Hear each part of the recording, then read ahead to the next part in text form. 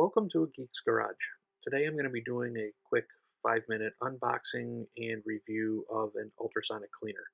This is a ultrasonic cleaner that you can get off of Amazon. There's multiple different versions of it, but they're basically all, from what I can tell, the exact same thing, just with different manufacturers' names on the front of them. When I started looking to pick one out, I was looking at the different sizes. This one happens to be a 15-liter version. There are smaller sizes, and the one thing I will say is it's definitely big.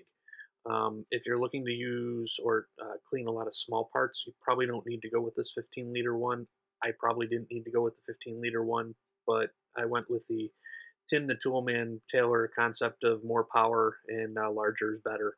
And it makes it a little bit harder to use, and you definitely have to throw a lot more fluid in it than you might be expecting when you want to go ahead and use it.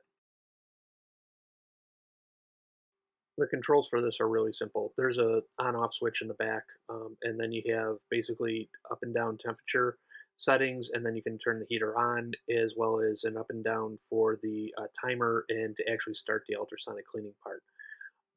One interesting thing, the heater that's built into this, it's got to be a really small heater because it basically takes forever to heat up the fluid. So one suggestion when you're getting this is definitely, if you're adding fluid into it to do a cleaning, add hot fluid if you want to use higher temperature, because you will be waiting for hours for this thing to warm up if you just turn on the heater by itself.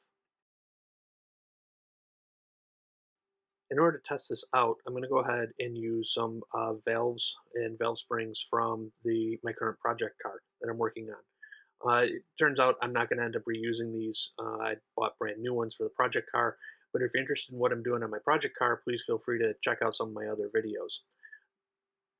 I'll be using a 50-50 mixture of Simple Green Extreme Aircraft Part Cleaner and water for the fluid that I'm going to put in here. You'll see that I sort of go off.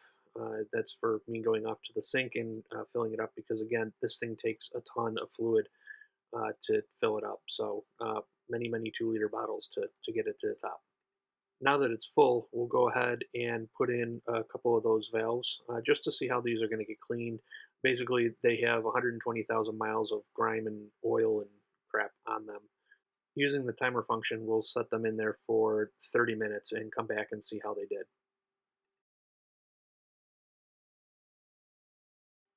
30 minutes later.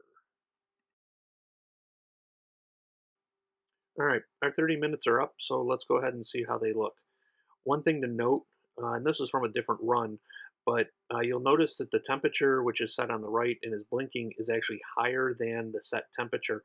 One thing I noticed is that in running this machine, whether you have the heater on or not, the temperature will go up, and apparently it won't hold it at a certain temperature. So if you are trying to clean parts that are temperature sensitive, you may want to set your temperature a little bit lower on the fluid before you turn it on.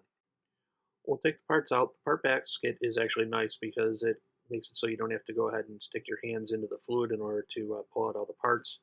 So we'll go ahead and pull all these parts out, and let's take a closer look at them. So what I have here is 3 different stages. The first is what the parts look like unclean. So these are coming directly out of the engine. You can see that they're kind of covered in oil, and they're just quite grony and dirty. In order to compare it to what would happen if you just soak them in the cleaning fluid, I took these and soaked them in cleaning fluid for 30 minutes. So you can see that it's taken off some of the oil, but it's still certainly left a lot of stuff behind, and they're not getting as clean as you would want them to be. This final set is the set that's gone through and a full ultrasonic cleaning of 30 minutes in a hot bath. Again, if you take a look at them, they're definitely a lot cleaner than any of the other pieces, although you'll also notice that they're still full of a lot of different corrosion.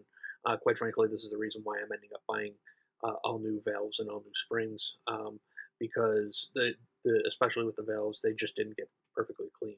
Um, so, but again, here's a good comparison.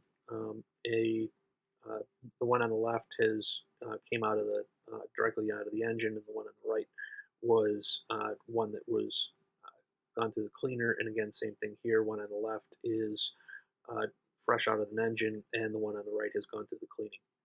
So overall, what do I think? For my first ultrasonic cleaner, it works pretty well.